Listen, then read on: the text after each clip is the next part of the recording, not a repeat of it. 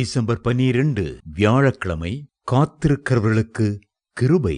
தமக்கு பயந்து தமது கிருபைக்கு காத்திருக்கிறவர்களின் ஆத்துமாக்களை மரணத்திற்கு விலக்கி விடுவிக்கவும், பஞ்சத்தில் அவர்களை உயிரோடே காக்கவும் கர்த்தருடைய கண் அவர்கள் மேல் நோக்கமாயிருக்கிறது. சங்கீதம் 33:18-19. கர்த்தருக்கு காத்திருந்த எலியா பஞ்சத்திலிருந்து காக்கப்பட்டார். முதலாவது காகங்கள் வந்து போஷித்தன. இரண்டாவது சாரிபாத் விதவியின் மூலம் அற்புதமாய் போஷிக்கப்பட்டார். மூன்றாவது தேவதூதன் வந்து உணவளித்தான்.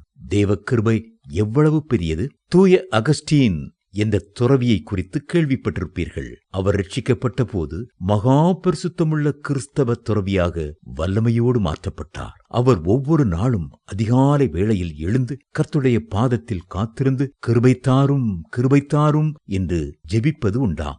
அவருடைய பரிபூரணத்தினால் நாம் எல்லாரும் கிருபையின் மேல் கிருபை பெற்றோம்.